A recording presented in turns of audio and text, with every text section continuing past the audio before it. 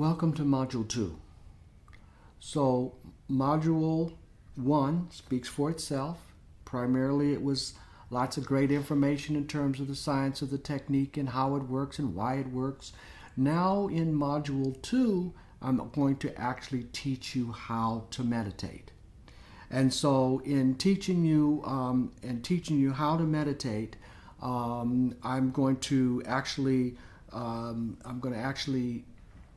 first demonstrate the technique, and so I'm going to give you an actual demonstration on the technique and what it is.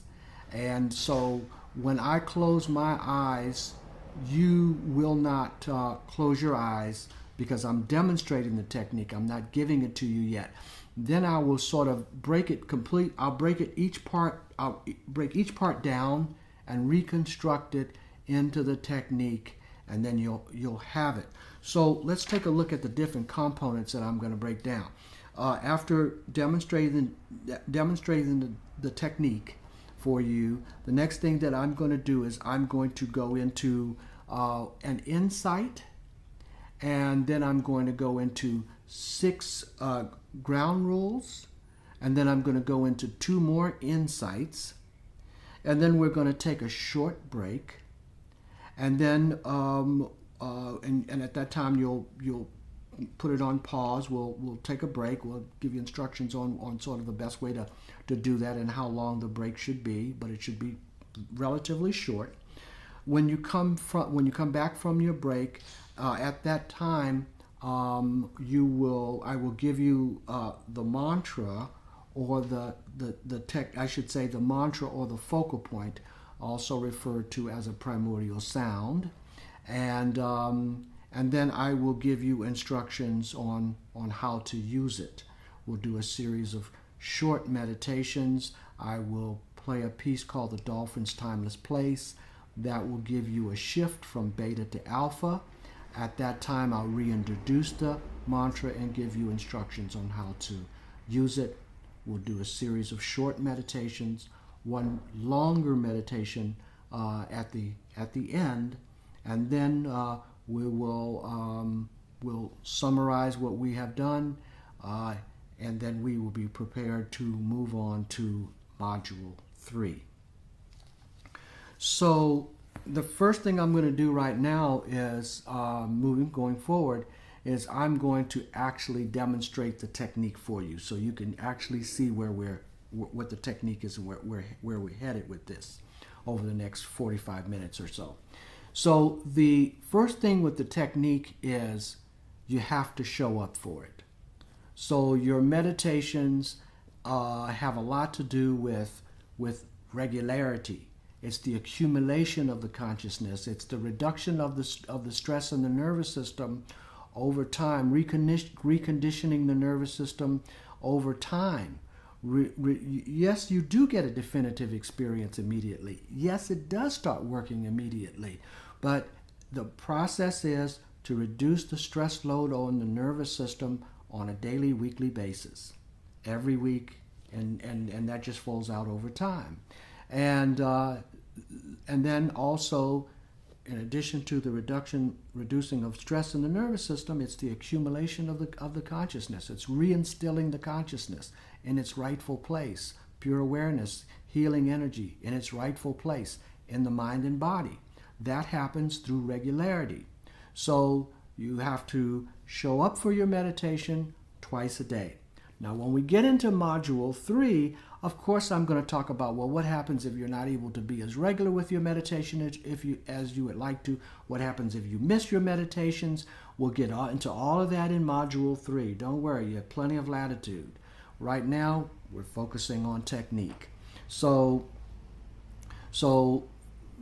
in terms of technique, though, scheduling the time twice a day, 15, 20 minutes in the morning, 15, 20 minutes, half hour in the morning and evening. Evening between 3 and 8, morning when you first wake up in the morning generally, or I like you to get it in before 11. But anyway, more on that in Module 3. So we have to show up for the meditation in terms of technique twice a day. Next is, with the technique, is you do it sitting. And next, just like I'm sitting, you do it sitting with the back supported. And I tell everyone that I want your back supported because the level of rest that you get in this meditation is profoundly deep, deeper than sleep. So I want your back to be supported, so you don't slump over in any way, and you don't have to think about propping up the body when the body wants to go into a deep state of rest. It's going to automatically be propped up. So we do not meditate laying down, because when we meditate laying down, that assumes the position for sleep as a sleep state of consciousness. We don't do the meditation standing up, although you can get maximum rest laying down and you can get maximum alertness standing up. When you are sitting, you can get maximum rest and maximum alertness, especially when you're sitting with your back supported. So the next thing that you do with this technique, so the posture is sitting back supported. The next thing you do with the technique is you close the eyes. When you close the eyes, you automatically shut down the external stimulation. And think about it. Not only are you shutting down external stimulation, but you're immediately shifting from object referral to self-referral. So the next thing that you do with the technique is, when your eyes are closed, the next thing you do is you introduce the mantra that I'm going to give you, or the focal point. And you begin to think it. You just think it. You don't do anything fancy with it now. You don't concentrate on it. You don't control the mantra.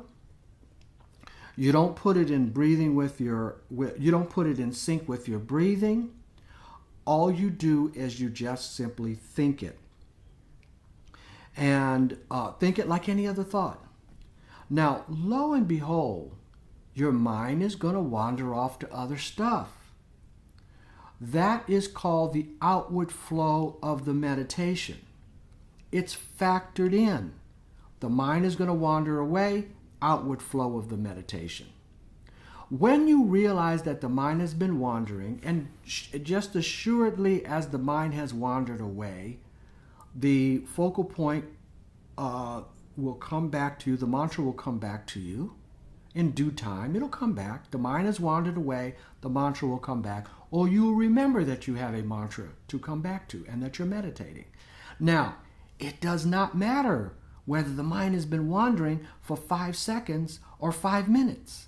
That's the beauty of it. You're still meditating. So that whole idea of, well, I can't meditate because my mind wanders so much. Fine, great. This is perfect for you because that is factored into the technique. And it doesn't matter in a given 20-minute meditation session, it does not matter whether the mind has wandered away from the mantra for 5 seconds or 5 minutes. That's the outward stroke of the meditation.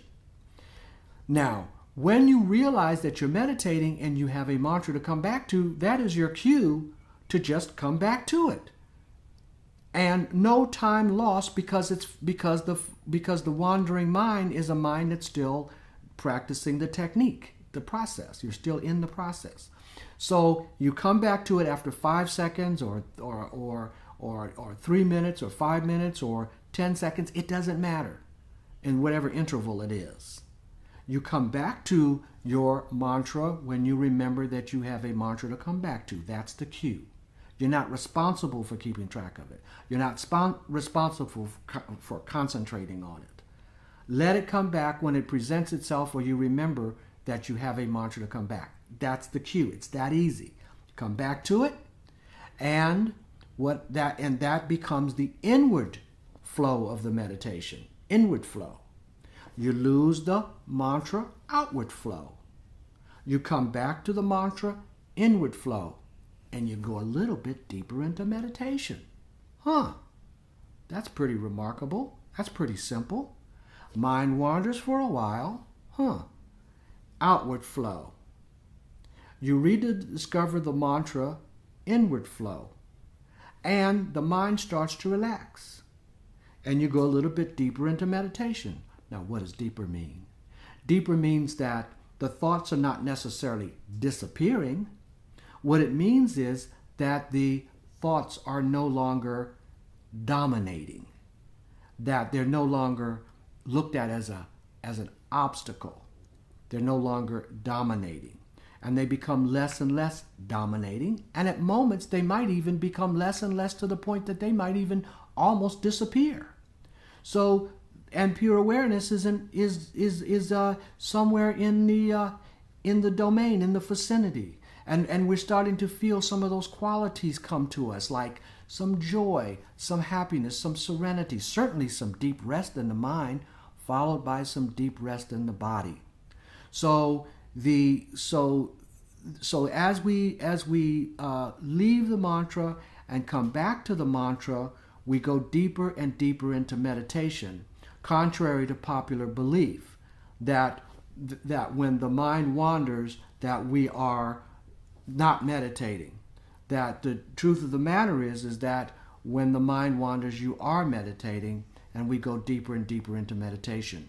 So the popular belief is that we concentrate on the mantra, we don't let it go, and to the degree that we concentrate on the mantra and not let it go, to that degree we go deeper and deeper into meditation. That's the myth. So the next thing we're going to do, and that is it, that's the meditation. Leaving the mantra, coming back to the mantra, that's what takes us deeper and deeper into the meditation. So that's the technique.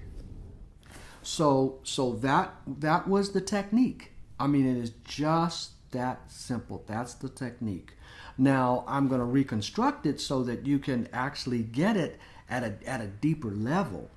Okay, that's where we're headed now. So, in one of the stages of accomplishing that, I'm going to give you an insight, and then I'm going to give you 6 ground rules, and then I'm going to give you 2 more insights, and then we will be ready to actually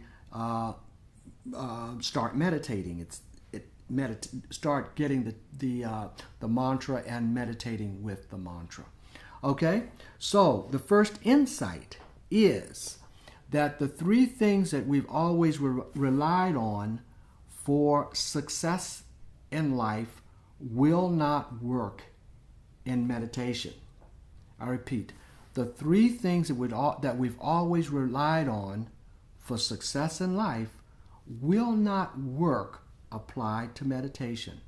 When all else fails, whenever we're wanting to master something new, we always boost the concentration, the willpower, and the control. And concentration, willpower, and control will not work applied to this meditation technique. So whenever we're say wanting to master a software, or whenever we're wanting to master a language, or whenever we're wanting to master a musical instrument, whatever it is, when all else fails, we have a tendency to boost the concentration, willpower, and control. And concentration, willpower, and control will not work in trying to master this technique. So the first ground rule then is, don't try to master this. This technique is so simple. It's so unbelievably simple that just putting your mind in the frame of mind to try to master it, you've already overshot the point. So the next ground rule is, don't create a standard for your meditation practice. Don't create a standard for your meditation practice. So I will clarify that. So let's say that you can create a standard in terms of your daily practice, but I do not want you to create a standard for your meditation experiences. So let's reframe that. I do not want you to create a standard for your meditation experiences, but it's okay for you to create a standard in terms of your meditation practice. What do I mean by that? Let's start with meditation experiences. The reason why I don't want you to create a standard for your meditation experiences is because your meditation experiences are always different. Every meditation is different. So, and you have no control over what types of experiences you will have in your meditation. Deep rest is almost always a part of the experience, deep rest of the mind and body.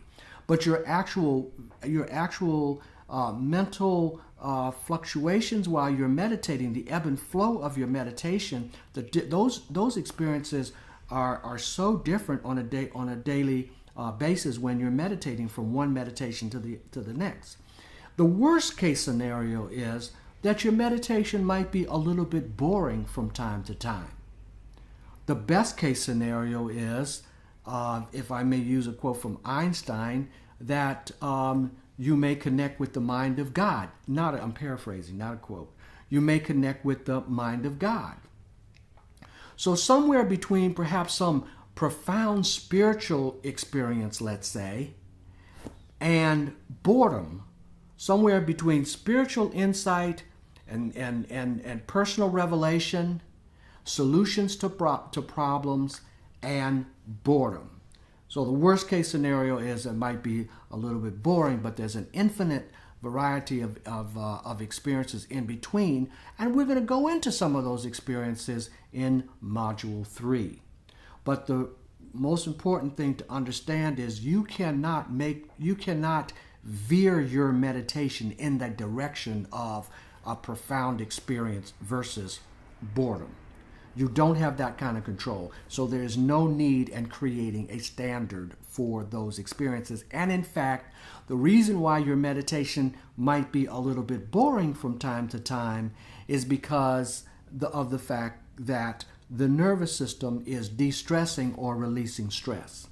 So when the nervous system is de-stressing, sympathetic nervous system is de-stressing, and the immune system is healing, then the pathways to deeper meditation are temporarily shut down due to repair. And we're going to go into that again more in Module 3. Right now, just understand that the ground rule is don't create a standard for your meditation experiences because you cannot achieve those. There's no repeat performances. But what you can create a standard for is how your day goes when you have meditated twice a day as opposed to once a day. Now that's a standard that you can adhere to because you have some control over that. You can have a standard in terms of how your week goes when you have meditated, say, twice a day, 14 times in the course of a week, as opposed to, let's say, 6 or 7 times. Well, if you meditated 6 or 7 times in the course of a week, it does make a difference in terms of your week. But if you meditate twice a day, let's say 10 or 14 times a week, then it has a much stronger current. It has much stronger pull. Has a much stronger manifesting power in terms of manifesting those qualities of happiness and creativity, energy and intelligence, and so forth. Does that make sense? So create a standard in terms of how your week goes when you've meditated twice a day, but you can't create a standard in terms of repeat performances in terms of your meditation. The next ground rule is I do not want you to judge your meditation. Don't judge your meditation. It's kind of similar, but actually uniquely different. I don't want you to judge your meditation. So let's say that you have a deep meditation in the morning, and you're looking forward to going back and visiting that place that you were in the morning meditation. And you're kind of looking forward to it all day. I mean, this happens. Meditators laugh at this because it happens. It happens. So you kind of looking forward to it, been looking forward to it all day, although your day is good as a result of that morning meditation, but you're still looking forward to having that deeper experience like you did in the morning. And then you finally get to the meditation time, and you sit, and you close the eyes, and you support the back. You do the technique, and you're not going there. Eyes are closed. You're sitting. Back is supported, and you seem like you're not really. You don't seem like you're concentrating or manipulating or doing anything fancy with the mantra, but you're still not going there. So then you sit like you were sitting when you had that deeper meditation in the morning, and you're still not going there. So then you kind of put the mantra in sync with your breathing like it was when you had that deeper meditation in the morning, and you're still not going there. So you kind of do a rhythm of the mantra. Maybe that's the way it was when you had that deeper meditation, a kind of a rhythm. Well, you're still not going there. It's because you're trying to make something happen, aren't you? So let's take a look at how each one of the ground rules has a tendency to support the next. If you hadn't created a standard for your meditation, then there would be nothing to judge, would there? So the next ground rule is relinquish your attachment to the experiences from one moment to the next. I repeat, relinquish your attachment to the experiences while you're meditating from one moment to the next. So I'll explain a little bit of what I mean by that. That means, okay, well, let's give you an example.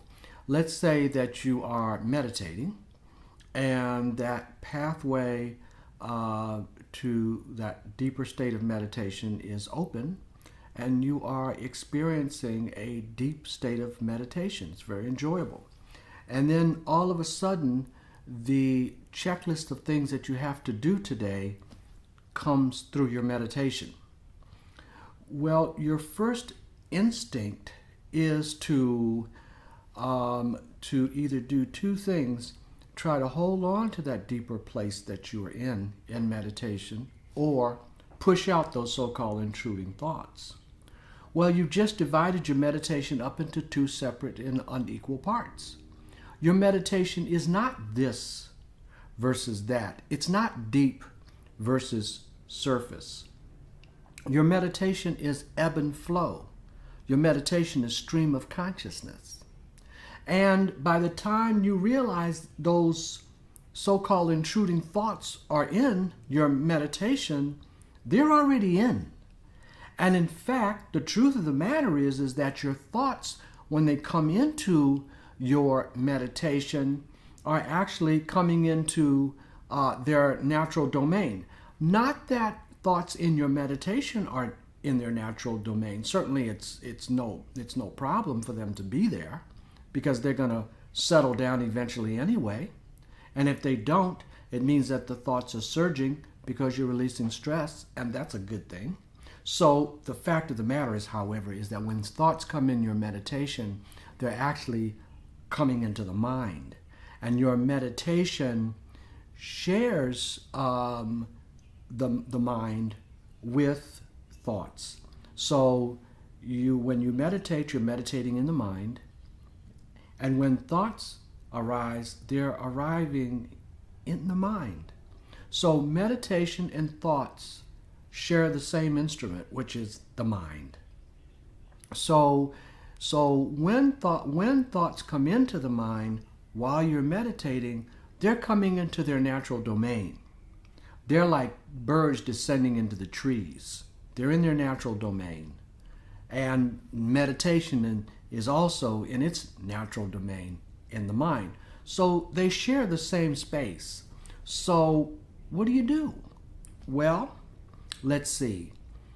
Why don't you come back to the mantra? How about that? That's what it's there for. Just ease back to the mantra when you realize that you have gotten away from the mantra, or that you're no longer in that deeper experience, and now there's thoughts coming in and so forth and so on. Just accept those thoughts coming in and just simply return to the mantra. And don't do anything fancy with it.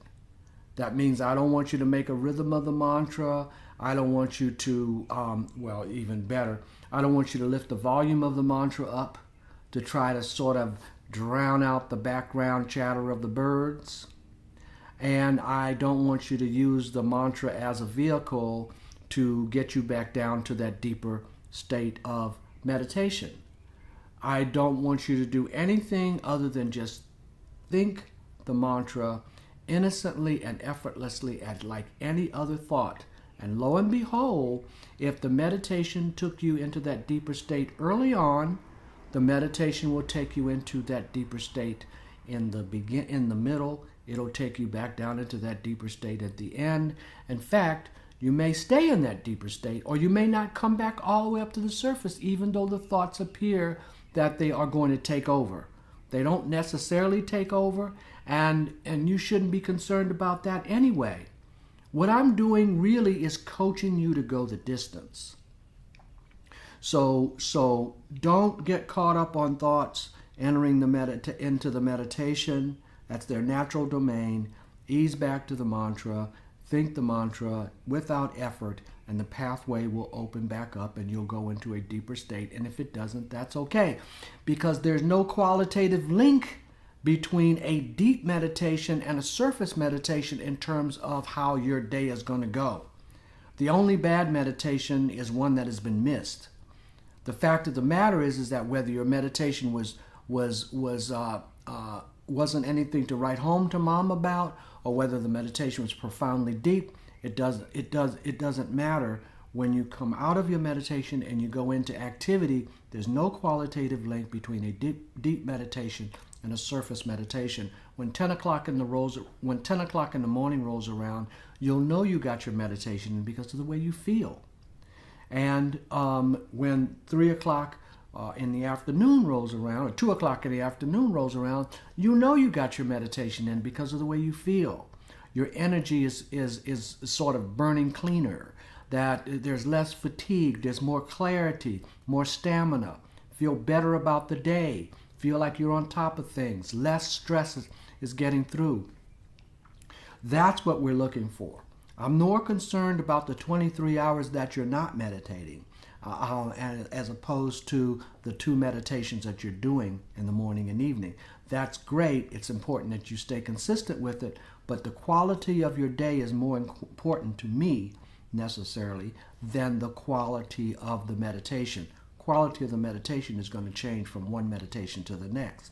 The overall arcing quality of your life is what I'm concerned with, and I see that over and over again, that there's wonderful transitions taking place in a positive way in our lives as a result of practicing the integrated quantum meditation technique.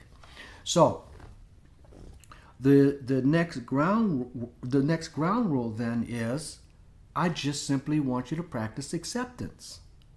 If the mind happens to be deep, accept it. If the mind happens to be rather surface, a little boring, accept it. Just accept the meditation the way it is, which actually takes us to the last ground rule. And the last ground rule is, on those days that you're not in a very accepting mood, I just simply want you to accept yourself being in a non-accepting mood. By the time you realize that you're in a non-accepting mood, you probably only have another 5 minutes left anyway. And what I'm doing is, I am coaching. One of the things that I have learned in teaching meditation for 25 years is that I cannot teach you to go deep. I can only coach you to go the distance. And that's what I'm doing now, is I'm coaching you to go the distance. Coming out of meditation after 10 minutes, just because your meditation is not very deep, is not acceptable, in the sense that coming out of your meditation after 10 minutes, it just simply means that the meditation is not going to completely cover your day. But if you meditate for at least another 5 minutes longer, like 15 to 20 minutes, 15 to 20 minutes is enough to cover 8 hours of activity. Or it certainly is enough to cover all of your activity before you go to sleep from the evening meditation, and it's enough to cover your sleep in the sense that you have a better quality sleep because you de-stress the nervous system earlier in the day. And then, of course, there's the accumulation of pure awareness and the reduction of stress as a result of the regularity of your meditation technique. So that's the ground rules. So the ground rules are: don't try to master this. Don't create a standard for your meditation. Don't judge your meditation. Relinquish the attachment to the experience that you're having while you're meditating from one moment to the next. Practice acceptance, and on those days that you're not in a very accepting mood, just simply accept yourself being in a non-accepting mood. Okay? So then the next, what we're going to go into is we're going to go into 2 insights, and then we will get into the actual giving you the mantra and actually getting you into the meditation technique. So the next insight is: do you notice that when you go to sleep at night, if you try to go to sleep, you can't? Do you notice that if you stop trying to go to sleep, you can? However, do you notice that if you're too anxious to stop trying to go to sleep, because let's say you have a 6 o'clock flight to catch, it's only a matter of time before the mind wanders off to something completely different other than trying to go to sleep. And then the sleep state catches you off guard and you're gone when you least expect it. Okay? Well, it's the same with meditation. Remember, meditation is a state of consciousness like the sleep state. Same rules apply, same nervous system pathways open up, same thing. So same basic rules apply. If you try to meditate, you won't be able to. If you stop trying to meditate, then the 4th state or the meditative state will reveal itself to you. However, if you're too anxious to stop trying to meditate because you're in a non-accepting mood, let's say, it's only a matter of time before the mind wanders off to something completely different other than trying to meditate. And the 4th state catches you off guard while the mind is wandering, and you wander right on into a deeper state of meditation in spite of yourself. So the mantra doesn't have to be anywhere around. You can be violating all the ground rules, and at some moment, the 4th state will catch you off guard, curve you back onto your inner self, and you will find yourself in a deeper state of meditation or in a rested state that will allow for some stress to get released and impact your day. So the mantra doesn't have to be anywhere around. You can be violating all the ground rules, and the 4th state will still find a way to curve you into a deeper state of meditation. So what that means then is that I don't want you to come out after 10 minutes just because the meditation is not going deep or because the mind is wandering a lot. Just because your mind is wandering a lot, it doesn't matter. Still going to impact your day. Go the distance. The meditation could curve you back around and you'll have a deep meditation. And if you don't, it's still going to make your day better. So that's an important insight. Another important insight is, once again, this applies to the laws that govern meditation. Do you notice that? Do you notice that when you're studying, the mind occasionally wanders away? So you notice that when you're studying, the mind occasionally wanders away.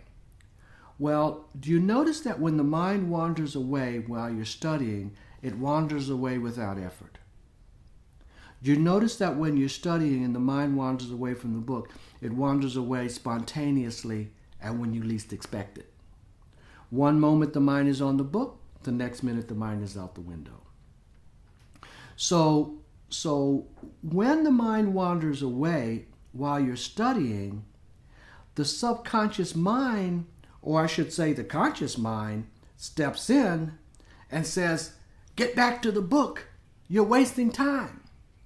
And at that time, you use your concentration and your willpower to get back to the book, and a certain amount of tenacity to hold your mind onto the book and keep it from wandering away again. And that, while you're studying, could be a good thing, because it could make the difference between an A and a B. It could be making the difference between how you're able to master the subject matter and get recertified. So the fact of the matter is that you only have a finite window of time through which to study, and when the mind wanders away, when you're studying, you're wasting time. And that's why we use concentration and tenacity to get back to the book and hold the mind on the book. Well, the same basic tendency is there when you're meditating, but it's apples and oranges. Instead of the focal point being the book, like when you're studying, the focal point when you're meditating is the mantra. And the mind will wander away from the mantra, the focal point, just like it wanders away from the book while you're studying, but it's not the same thing. When the mind wanders away from the mantra, the focal point, while you're meditating, you're still meditating. You're not wasting time. That's just the outward flow of the meditation. So when the conscious mind or your subconscious mind, whichever, steps in and says, "Get back to the mantra, you're wasting time," I want you to just smile and override it and realize you're actually not wasting time. You're still meditating when the mind has wandered away, and there is no need to come back to the mantra with any kind of tenacity or concentration. You leave the mantra in the same effortless way that you left it. So now we're going to take a short break, a short bathroom break, and then while you're on the break, and of course you can make some calls, return some calls, and so forth. Just take a 5-10 minute break. The main thing of it is I want you to stay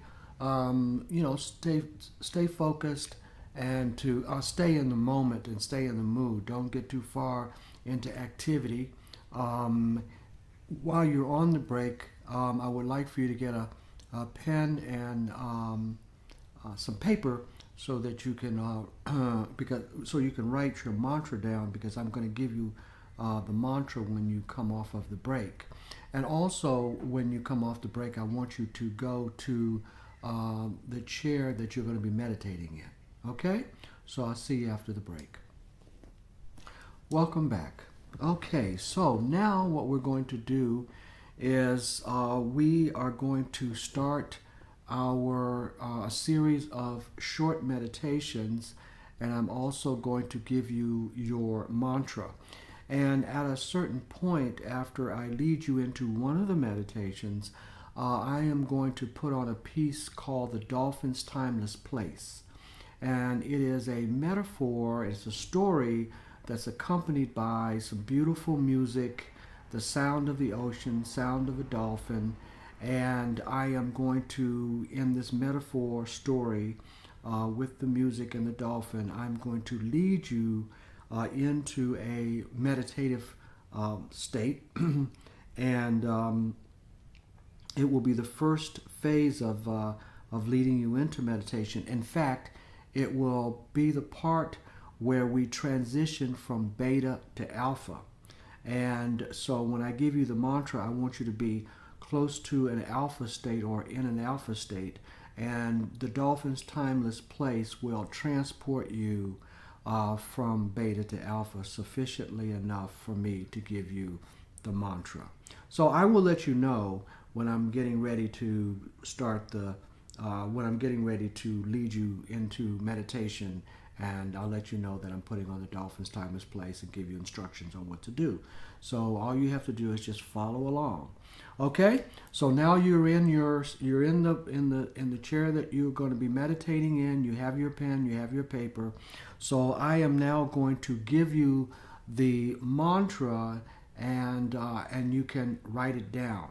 So, and this, by the way, is what I call just like in an apartment building For instance, you have individual keys to the doors, but then there's also a master key as well that fits all the doors. So this may not be an individual mantra that you select. Those are like the individual keys, but it is a master key that will definitely open up the door to meditation for you. Okay, it'll open up the door to the fourth state. It's been proven to over and over again. So it's a great mantra, and it is one that is perfectly suited for integrated quantum meditation technique. So the mantra is Shang Nama. That's S as in Sam, H-O-N-G. Shang Nama. N-A-M-A. Shang Nama. In the East, the Nama is spelled N-A-M-A-H.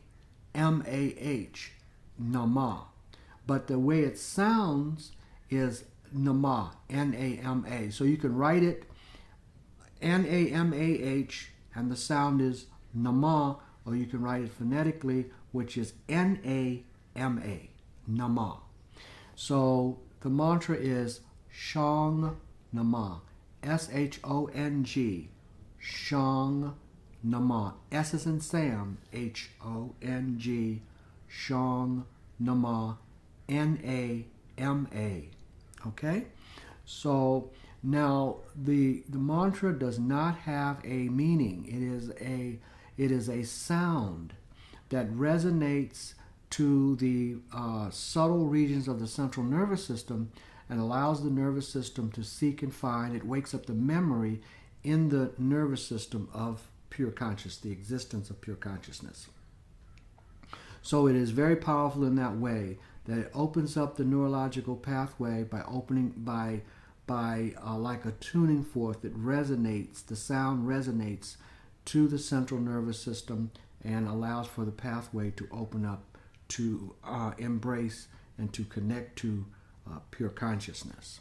So we don't look for a meaning in it, because if there was a meaning, we would be constantly pondering the meaning and just creating, we would just be going around in circles with thoughts and connotations.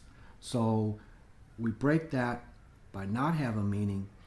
It's like a musical note. It doesn't have a dictionary meaning. Shang Nama. You think it in your mind. You don't say it out loud. You think it to yourself. And when as you think it to yourself, it automatically begins to change a little bit, and that's okay. I'll give you instructions on what to do when it starts to change, because as you think it, it changes a little bit. Okay, so Shang Nama is the mantra. You can write it down, and you don't necessarily, give the mantra to everybody and so forth, because they're not going to know what to do with it.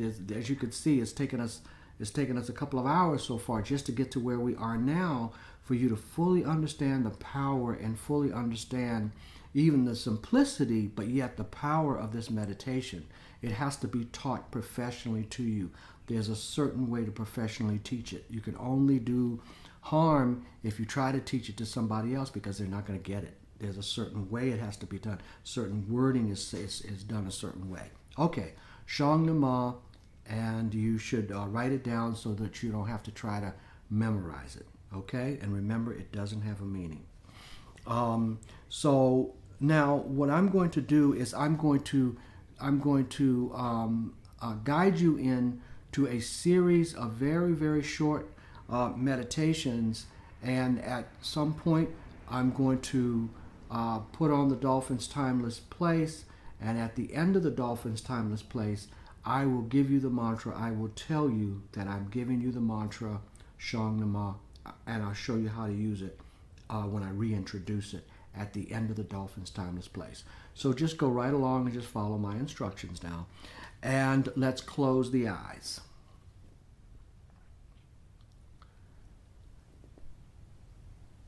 And let's just sit comfortably and relaxed. And notice what you're doing right now. You're not doing anything. Just accept not doing anything. Should you want to cross your legs or uncross your legs? Should you want to scratch or clear your throat or adjust your posture? You're still not doing anything really. So just notice what you're doing right now and don't wish that anything would be any different. And just notice the moment as it is. The moment that we're in, the now, is our primary reality, our only reality. The past has just stepped out. It's gone. And the future has just arrived, and it is dissolved into the moment that we're in right now. So the present moment is our only reality, our primary reality. Now allow your awareness to go to the different sounds in the environment. Listen to them. Be aware of the sounds. Sounds are no obstacle to meditation. You can meditate while riding in a car. You can meditate while flying in a plane. Children play, dogs bark, roofers working on the roof, sirens in the distance. No obstacle to meditation. You could even meditate at a party if nobody bothered you. Sounds are no obstacle to meditation. So be aware of the sounds. Listen to the sounds as if to meditate on the sounds.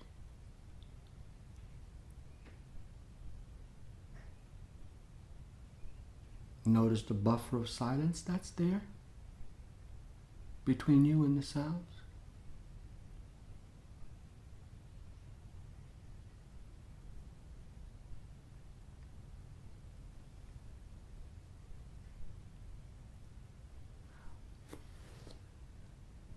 Now when the dolphin's timeless place comes on, from that backdrop of silence, just listen to the dolphin's timeless place. And at the end of the dolphin's timeless place, I will give you your mantra and instructions how to use it. Now, when you're meditating,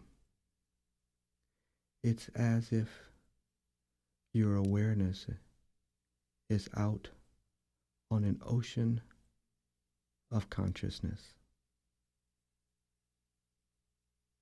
And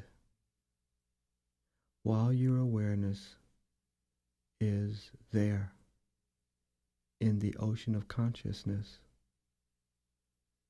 a friendly dolphin swims along.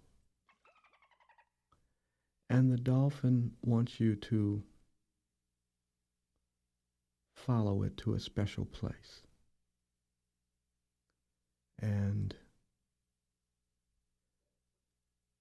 you notice that there are some swimmers in the area who also want to follow the dolphin to this special place. Don't tell the swimmers to go home. No, you can't follow the dolphin. Let them come. Say, come on, let's follow the dolphin.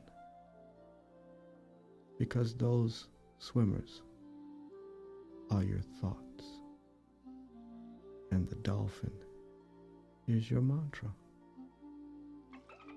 So the dolphin wants you to follow it, your awareness,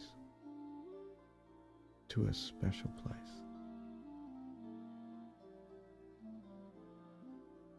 So you begin to follow the dolphin. And the dolphin goes deep, a little deeper. And your awareness goes deeper. And the swimmers go deeper. And then the dolphin turns and playfully comes back up to the surface again.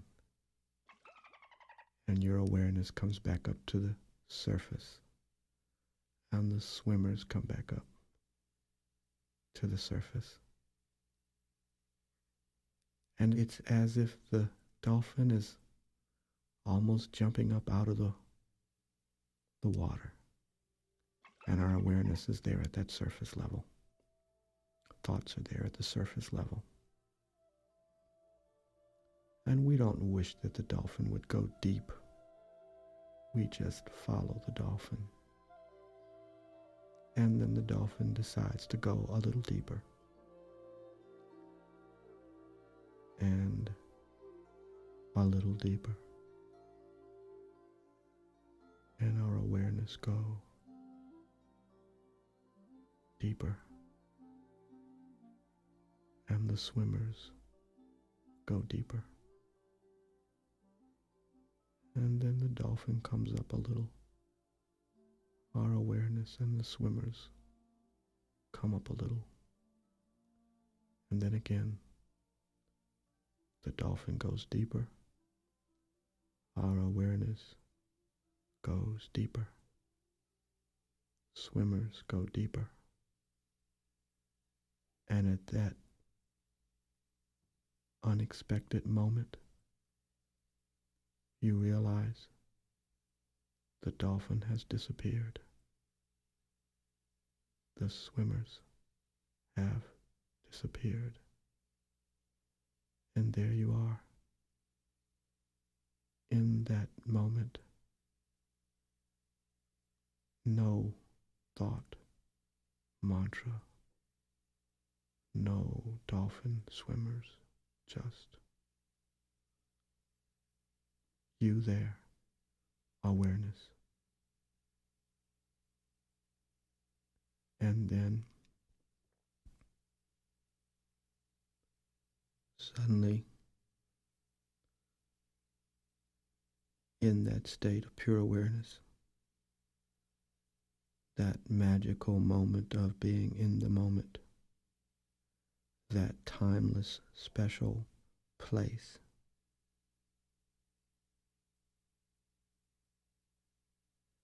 and then the dolphin reappears there in the distance, and the swimmers reappear there in the distance, and they come more in focus and closer, and the dolphin begins to swim up towards the surface, dips down a little bit, and back up towards the surface again.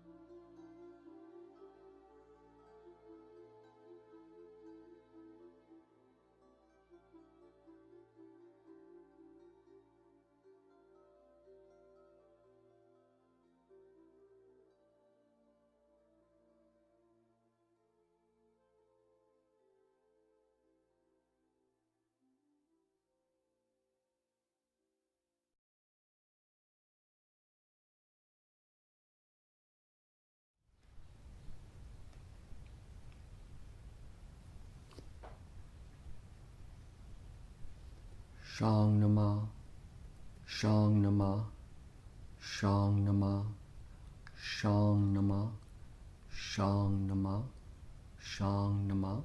So let's think the mantra to yourself. You don't have to say it out loud. Just think it to yourself. Shang Nama, in the same effortless way as any other thought. Shang Nama, Shang Nama. If thoughts come, just ease back to the mantra.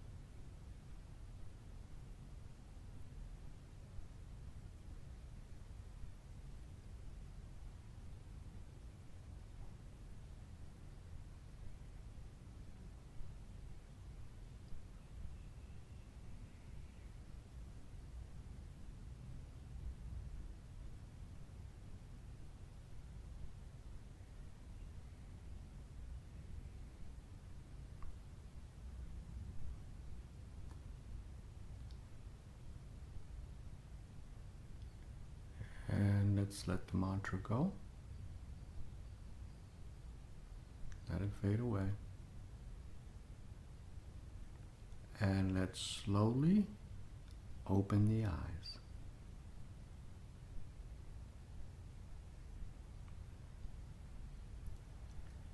It's good, relaxing. Again, you can see how simple it is. Wait for maybe 10 seconds and let the mantra come to you. If the mantra doesn't come to you after about 10 seconds, then just pick it up in the same effortless way as any other thought. Let's close the eyes and continue. We will meditate for less than a minute.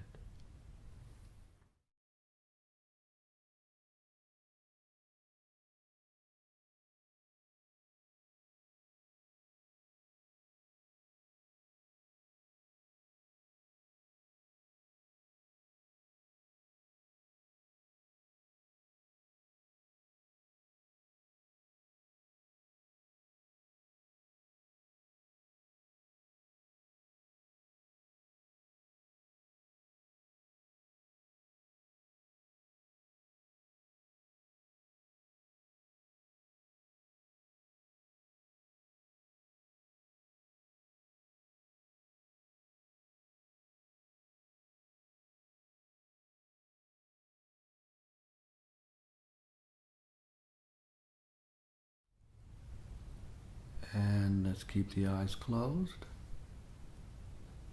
Let's stop thinking the mantra. Let the mantra go. So even in less than a minute, you can feel some relaxation, some comfort.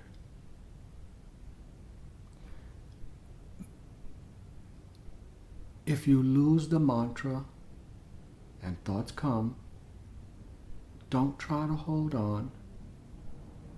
Let it go. If thoughts come, just ease back to the mantra. Now let's pick up the mantra, or let the mantra come to you in the same effortless way as any other thought. Don't mind the time. We will meditate for 2 minutes.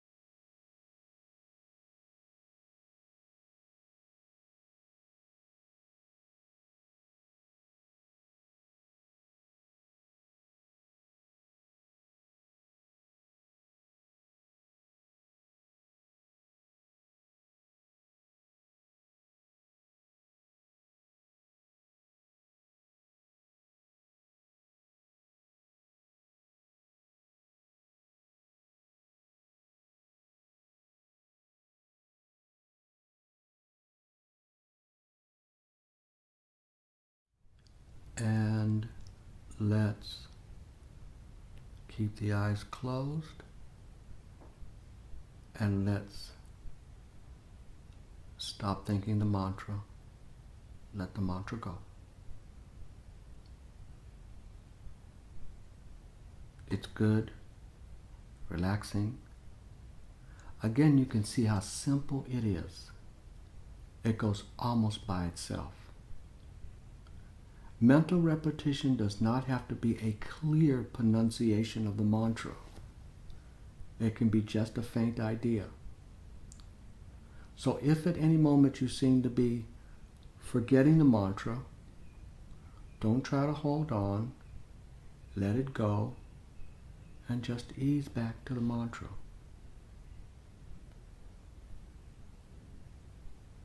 Pick up the mantra in the same effortless way as any other thought. You're doing great. We'll meditate for about 3 minutes.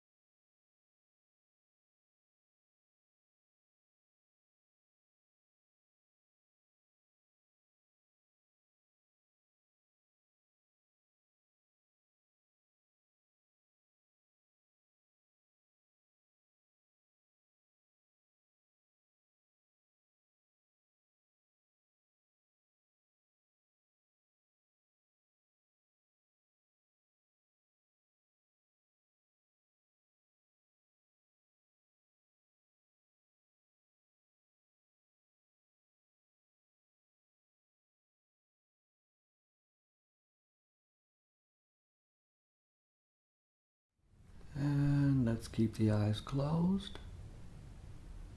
And let's let the mantra go. Again, you can see how simple it is. It goes almost by itself. Mental repetition does not have to be a clear pronunciation of the mantra. It can be just a faint idea. If you cannot remember the exact pronunciation of the mantra, go with what you think it is. It takes too much effort to go back and get it right. So just go with what you think it is. If it changes to something slightly different, go with what it's changed to. Once again, it takes too much effort to go back and get it right. You can always check the mantra in between your meditations. That's no problem. When you're in the meditation, don't try to figure all of that stuff out. Just go with what you think it is.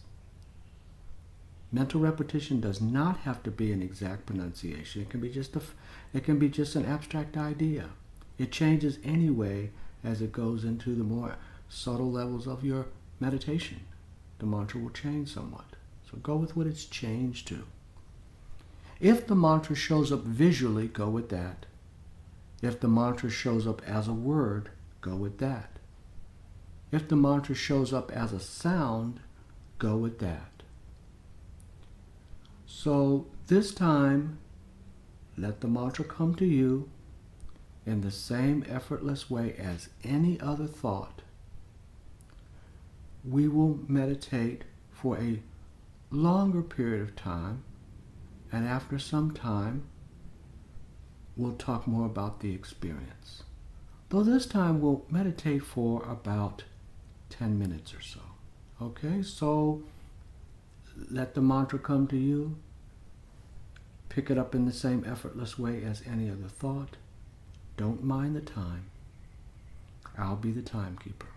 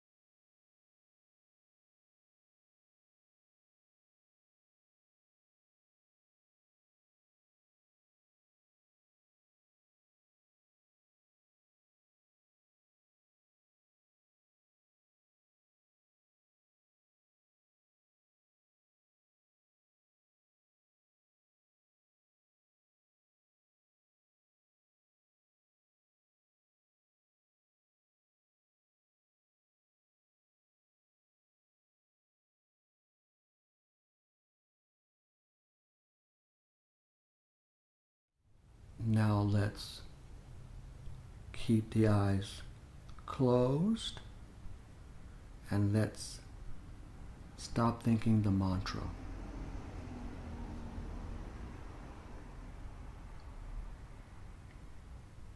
Let the mantra go. Let it trail off.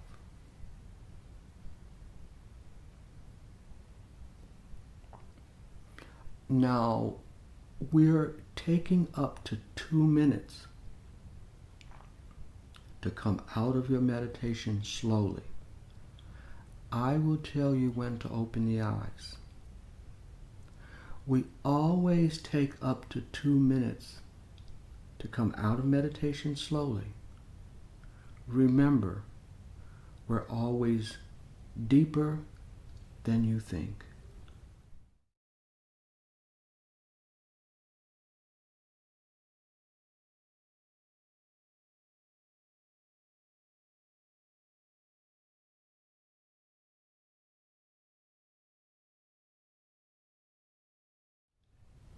And let's slowly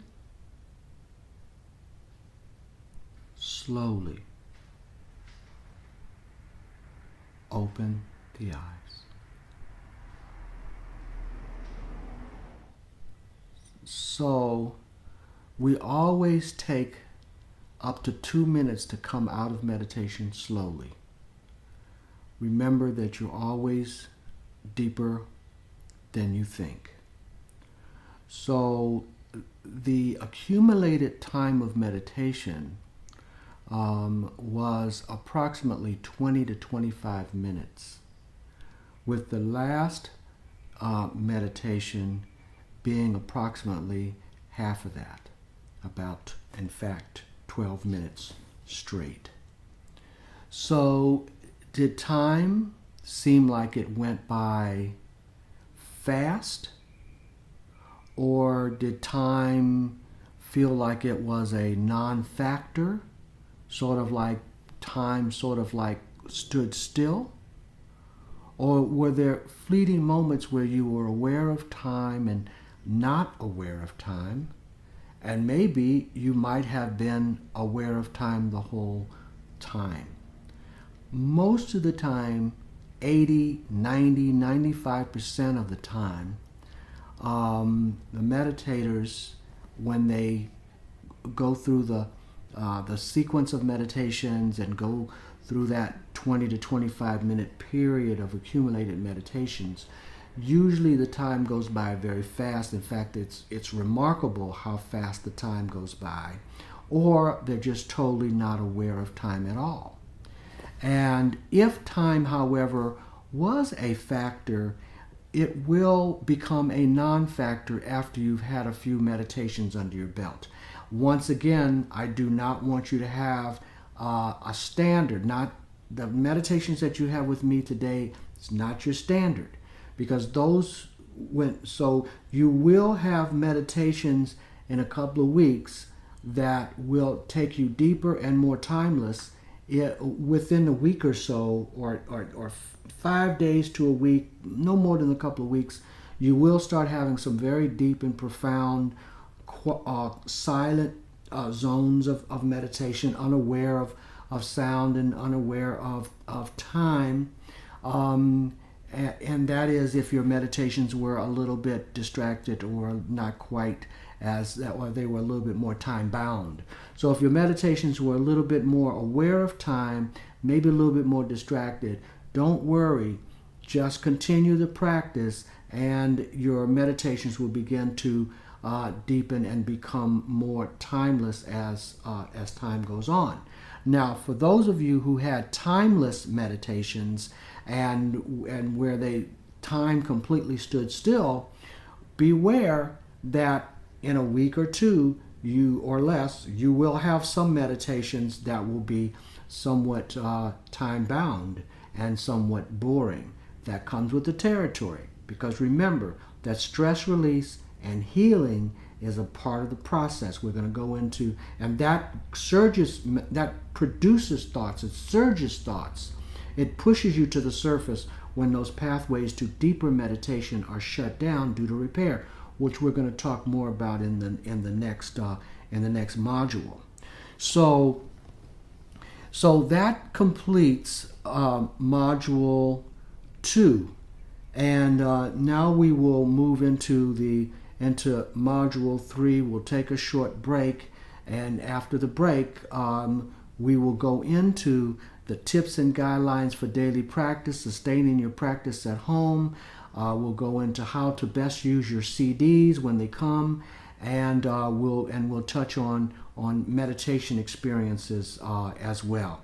Okay, so if there's anything that I might have left out at the very end here of module 2, I will bring that up as we move into module 3. But I'm sure we covered everything complete, and you had your first meditation experience, and now we will just continue our daily practices twice a day, which we will go into in module 3. Okay, so let's take a little let's take a break.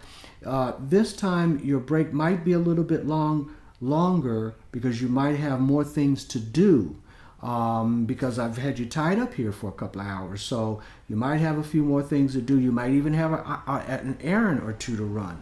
But I want you to get to module 3 as soon as possible. It would be great if you could just take a 10-minute break and then come back and just keep rolling through module 3. Module 3 may not even be a full hour. Okay? So, and it's pretty easy. It's very easy to digest the information in module 3. It's just preparing you now for your meditation experience, your consistency and tips and guidelines regarding your meditation practice. Okay? So let's take a break.